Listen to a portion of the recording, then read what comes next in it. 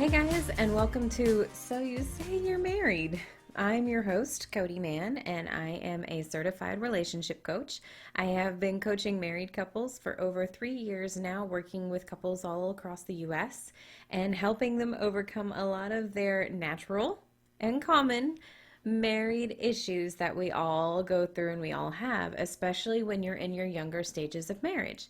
And by younger stages, I mean anything 7 years or less.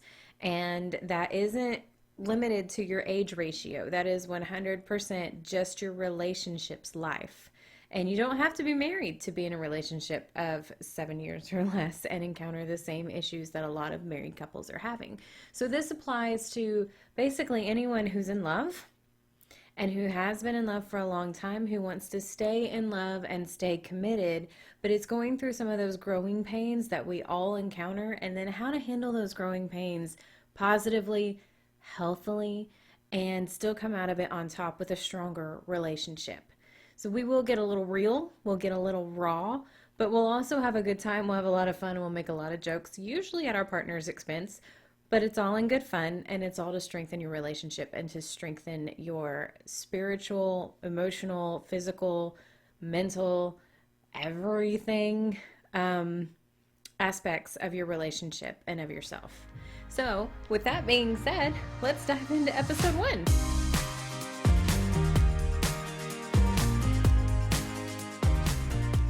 Okay, so diving right in. Topic number 1 is something that is a huge pet peeve of mine, but we all do it.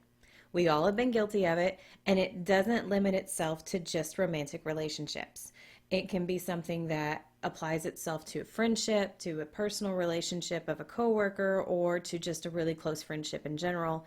But usually it's something with a person who knows you decently well, and something with a person who is comfortable enough to say these things to you because they feel like they can predict your behavior.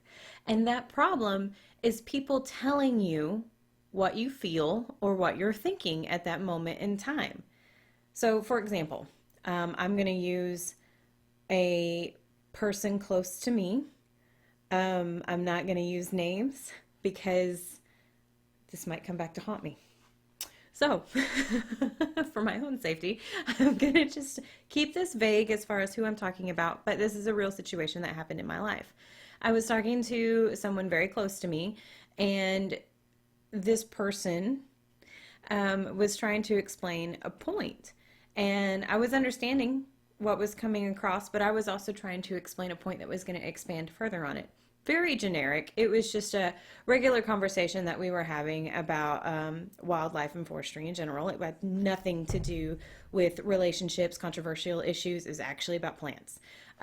So there wasn't any turmoil or any kind of raised feelings or emotions to begin with.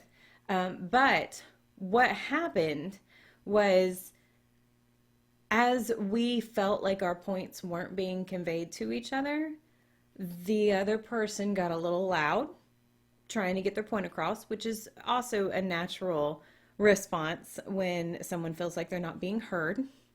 Little tidbit there, keep that in mind for any arguments you have later. Catch that before it gets started. But because she got a little loud, I, in turn, before I caught myself, and I know better, but I did it anyway, I got a little loud back. Now, we weren't yelling at each other. There wasn't any kind of conflict or argument going on. We had just raised our voices to the point from having a conversational talk to getting a little louder so that we are being heard. You see the difference there? So when I got a little bit louder, she immediately stepped back and away from me and curled in on herself, and she goes, "I didn't mean to make you mad." And I was like, where did this come from? I'm not mad. I wasn't mad to begin with. And I said that. I said, I'm not mad. I said, I wasn't ever mad. I don't understand why you think I'm mad. And she continued to back away, and she goes, "No, you're mad. You're upset. You're really upset. And I'm trying to get you to calm down. I need you to calm down." And it blew my mind, but it also just like hit my anger button. It hit every single nerve that I had. And I was like, I'm not mad. I'm about to be. If you continue telling me what I'm thinking and you continue telling me what I feel, I'm about to show you what mad looks like. that was really where my brain was going. And I was having to catch myself and I was having to step back and really realize where this was about to escalate. It was over nothing. We were about to get in a fight because she was telling me how I felt, what I was thinking, and it wasn't accurate at all. And there was a mistranslation in our behaviors with our volume of voice and with our communication. And because instead of taking my word for it that I wasn't mad and going, oh, okay, well, I thought you were. But anyway, so this was what I was trying to get across. She continued to withdraw. She continued to tell me what I was thinking, and she wouldn't let it go. And it turned into a struggle to regain the conversation. Thank God my husband was there to diffuse the situation. It turned into a struggle to regain the conversation before it did turn out into a fight. And then we had a conflict, and it was going to be a couple days before we spoke to each other, you know. So we ended up quelling the situation and just changing the topic altogether. But there was still that underlying tension because I felt like I had to convince her that I was no longer angry.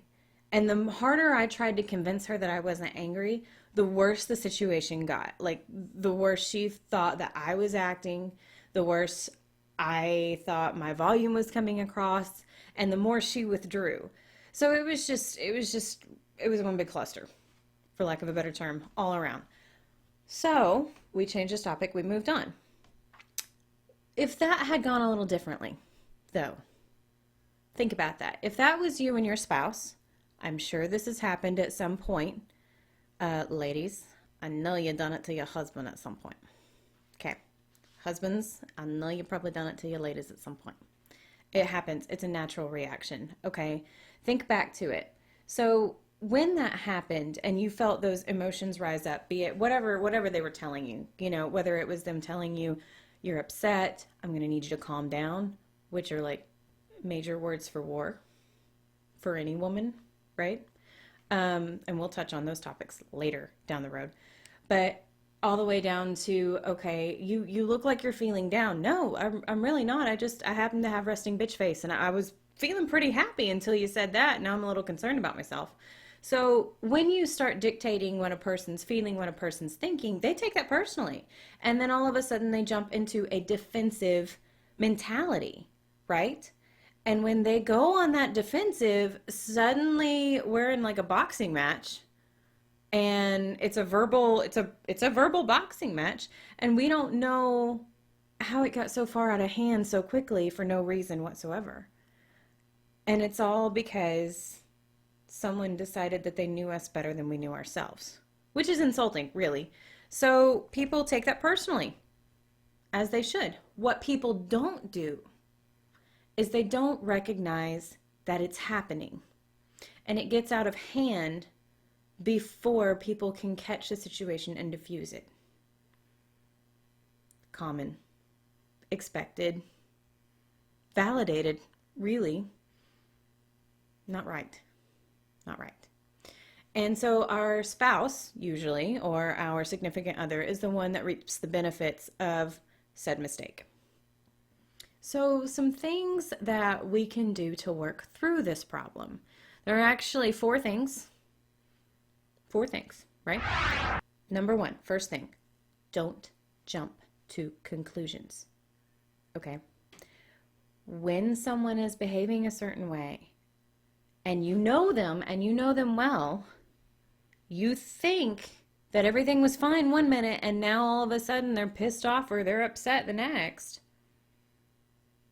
Don't jump to that conclusion. Okay? Sometimes it's okay to just ask, hey, you got a little hyper, you got a little like raised. Is everything cool? Are we still good? Are you being heard by me? Like, am I understanding what you're saying? Do I need some more clarification there? I'm trying to understand. I'm trying to get with it. Maybe I missed it, you know, because you're getting a little excited. I just want to make sure I understand the way you're feeling and what's going on. That's all. Easy enough, right?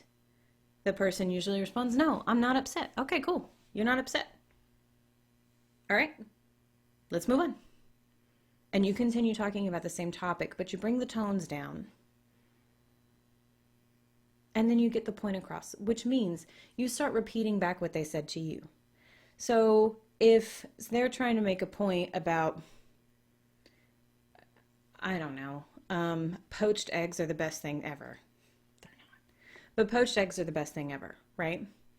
And you're like, no, I'm pretty sure that poached eggs are not the best thing ever. And they're going, oh, but they are. They are the best things ever. All right, I get it. You think that poached eggs are the best thing ever. I think that something else is the best thing ever. We're going to have to agree to disagree. But I'm going to let you have that because you do you, boo-boo. And you just move on, right? No one gets upset. Everyone feels heard. And you guys move on to a different conversation without any conflict. Number two, get out of your own head. And what I mean by that is don't stagnate yourself or your partner. So let's say you're talking about a topic that you're pretty firm on your understanding of their stance. They've been convicted about something this way for, since you've known them. All right? And then all of a sudden you're having a conversation and their views might be changing. Or they say something that doesn't mesh with the beliefs that they had expressed before, right? That's okay. That's valid. They're allowed to do that. Check in with them. Check in with their growth. Where did that perspective come from? Ask them. Hey, you've always thought of it this way. Why are you thinking of it this way now? I mean, not in a defensive way, not in a way of you're not allowed to change your mind, in a way of, whoa, what did you encounter that changed your perspective? Enlighten me. Tell me. I may want to change my perspective too. I don't know. Let's have a conversation. Get out of your own head. Get out of your own stagnation and start growing with your partner so that you both have these wonderful, enlightening conversations that always keep you on your toes with each other, but also helps you understand where your partner is going in life. That way you can grow together and you don't grow apart. Number 3, respect your spouse's feelings. Respect your partner's feelings. It's that simple. When they tell you that they're feeling a certain way, okay, I believe you.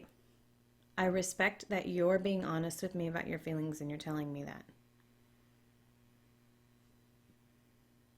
It's that easy. If they're not being honest about their feelings, when you respect theirs, you believe them, you go, you sure? Okay, cool. If that's what you say, I got you. I got your back. I believe you. Let's move on. Let's continue eating our ice cream and go outside and sit on the porch and enjoy the sunset type thing, right? If something is still bothering them or they feel the need for a conversation, when you respect their feelings like that, they're going to be more open and honest with you right then and there and in the future. They'll understand that they have to start communicating the way they feel. You're not going to fish for it. They're going to have to be more honest and more open with you. And it's actually going to be refreshing because they're not going to wait on you to tell them what they're thinking or tell them what they're feeling. And in turn, conflict ensues. People get pissed off. We go to bed angry. None of that. You respect their feelings. You mitigate all that. Smooth sailing. All right, number 4 kind of plays off of number 3. You're respecting their feelings, but number 4 is don't second guess them. Don't act like you know them better than they know themselves. So if they say, no, I'm actually really good. I'm not upset. I'm fine. I'm actually pretty happy right now. Well, your face says something different. Sorry. It was relaxed face. I can't help it. My face looks this way. It's attached to me all the time. You've seen it before. I'm smiling on the inside. No, I think you're depressed. Now we're approaching boxing match round, right? Nobody wants that. Nobody wants that. Nobody wants you to come in and tell them how they're feeling. Especially if they're in a good mood before and then you put them in a bad mood later and you're like, what the hell is wrong with you? And you're like, oh, well, if it wasn't for you, everything would have been fine and hunky-dory. But apparently I'm supposed to be upset. So guess what? Now I'm upset. And I have no idea why, but I'm upset and you're going to reap the benefits of it. How many married couples can relate to that conversation? Raise your hand. Tell me in the comment box below. How many of you have had that fight for no reason and you're still confused, right? That's what happened. What happened was somebody tried to tell you how you feel, you didn't appreciate it, and you lashed out by proving them right, and they were going, uh-oh, I didn't want that in the first place. It's called picking a fight for no reason, and there's really no reason for it. So to reiterate, steps 1 through 4, the first one, don't jump to conclusions. Number 2, get out of your own head. Don't stagnate with your own growth. Number 3, respect each other's feelings. And number 4, don't act like you know them better than they know themselves. Easy peasy, plain and simple. So your homework, that's right, I come with homework, just like all those homeschool teachers that are giving your kids homework from behind the computer screen. I'm right there with them during this COVID time. Not funny, too soon, sorry. Okay. Anyway, your homework is whenever this starts to happen, recognize it.